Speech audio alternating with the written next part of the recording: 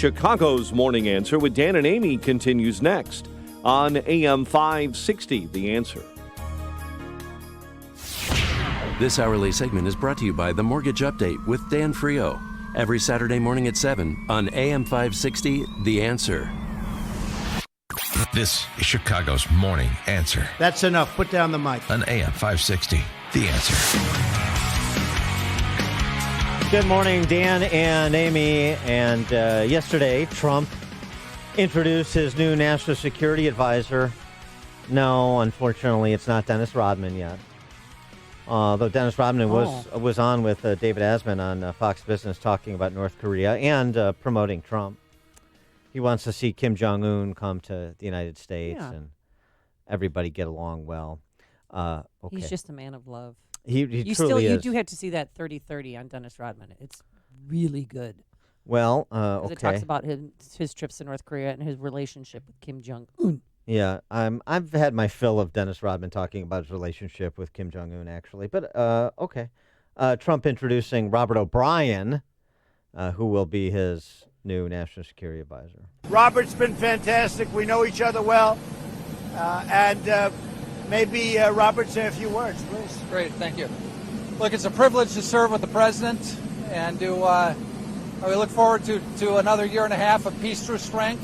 We've had tremendous foreign policy successes under President Trump's leadership.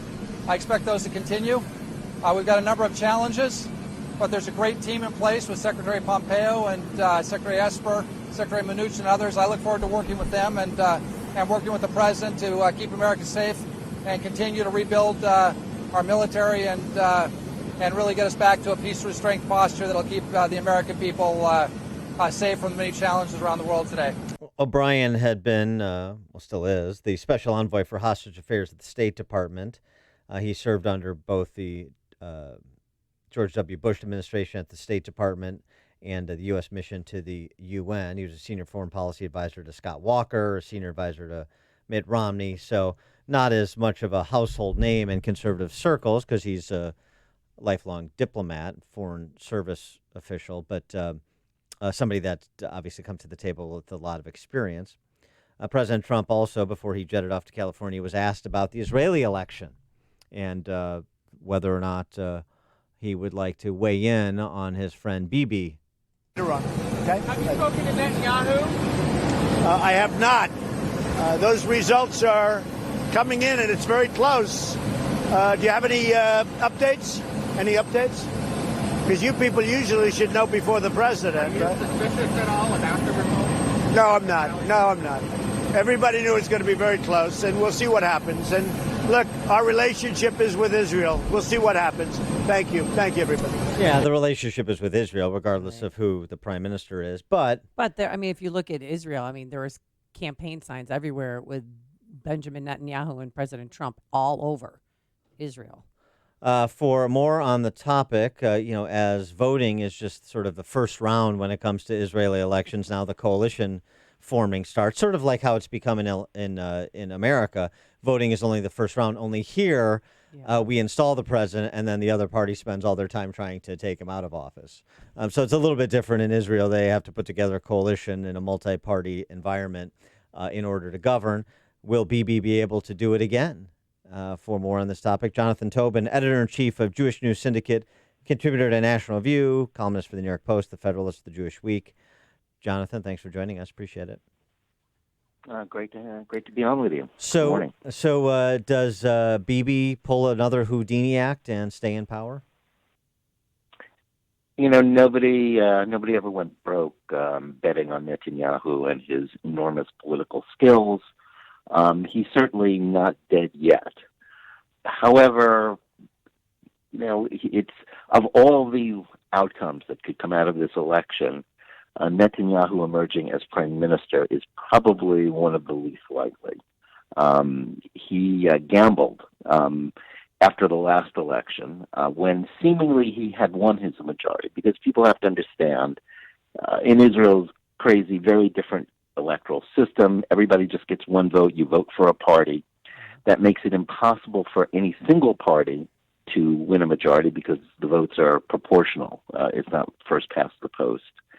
And seemingly parties pledged to Netanyahu had won a majority back in April.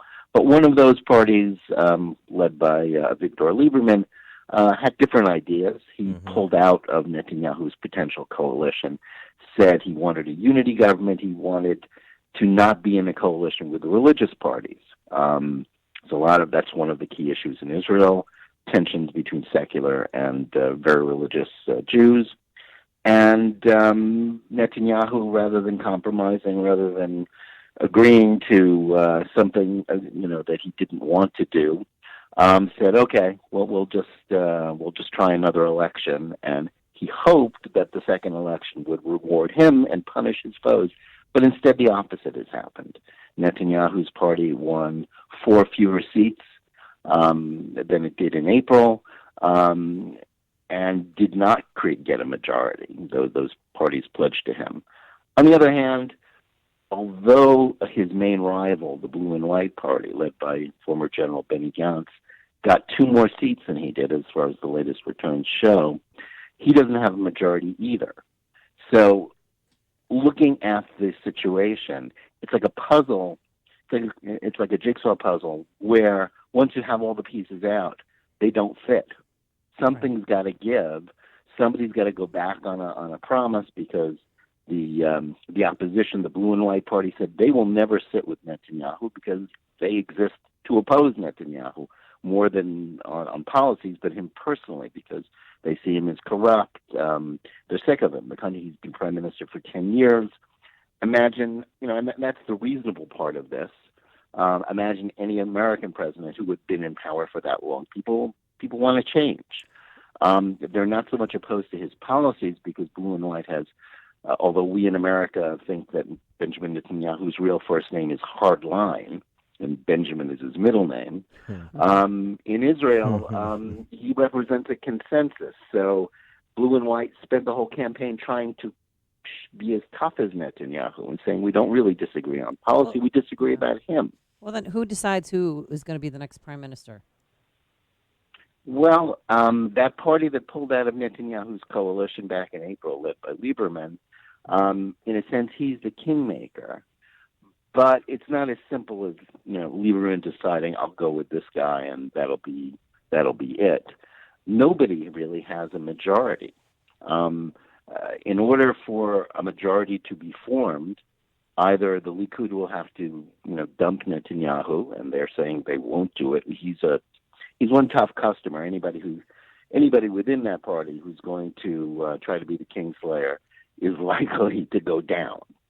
On the other hand, Blue and White says we'll never sit with Netanyahu, so they'll have to go back on that, or somehow some other combination of parties. The religious parties and the anti-religious parties will, the lamb and the lion will lie down together just in order to avoid a third election within a year, which nobody wants. Well, if anybody who tells you, just anybody who tells you they know how it's going to turn out is lying, because nobody does. Well, if you're suggesting, though, that it's less likely than not that Benjamin Netanyahu will not be prime minister again, then who is best positioned to put together a coalition to replace him? Would that be Benny Gantz?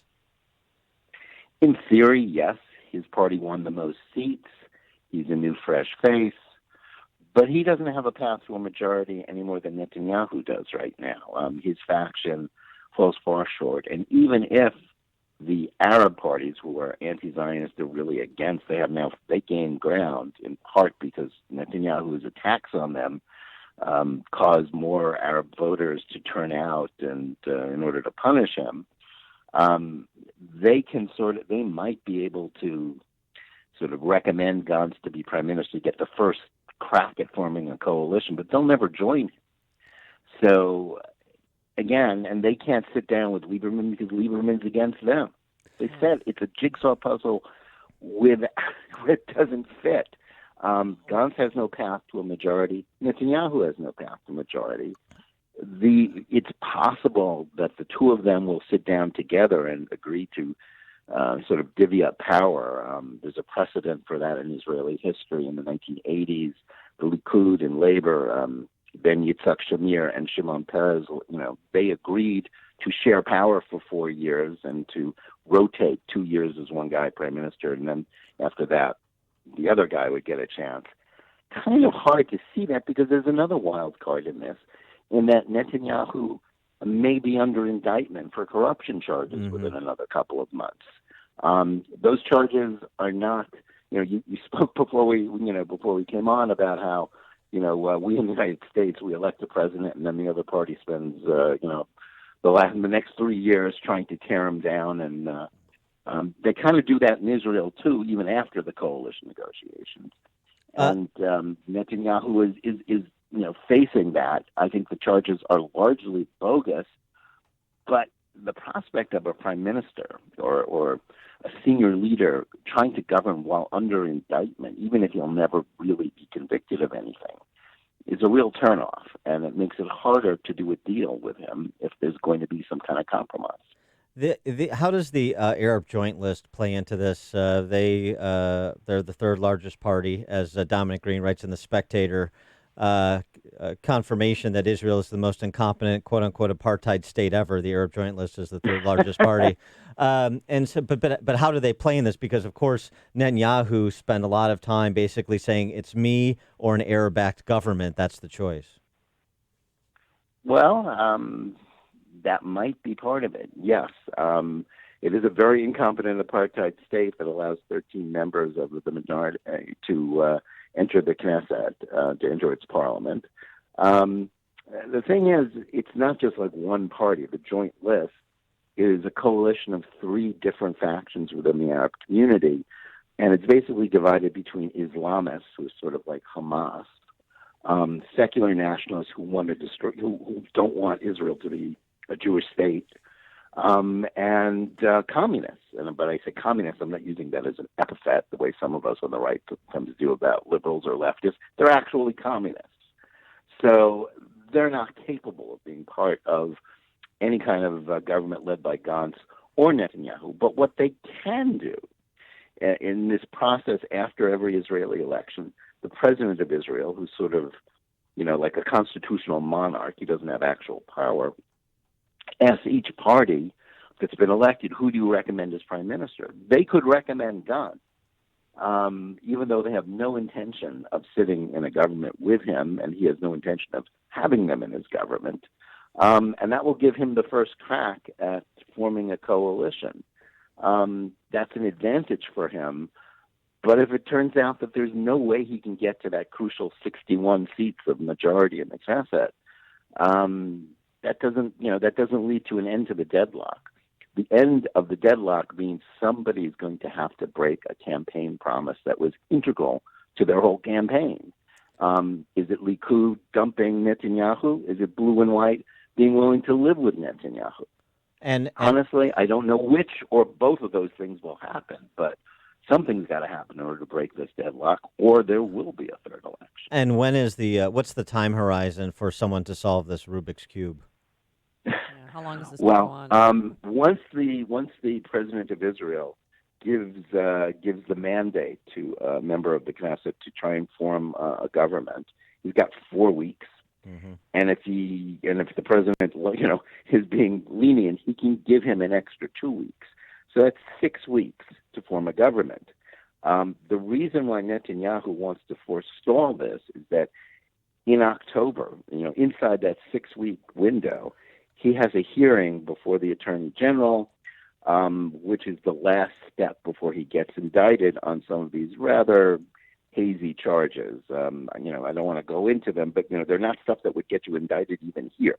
Mm-hmm. So, but if that happens and he is indicted within the next couple of months or on the path to being indicted, that weakens his leverage in these negotiations with Gantz. And so, again, a lot of moving parts to this. And even the smartest of political analysts can't really tell you how this is going to all end. Don't underestimate Netanyahu, but don't overestimate him either. He's damaged goods right now. He's lost because he lost this election. There's no sugarcoating this.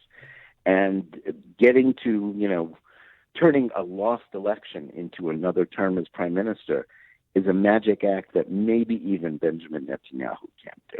Jonathan Tobin, editor-in-chief of Jewish News Syndicate, contributor to National Review, New York Post, Federalist, The Jewish Week.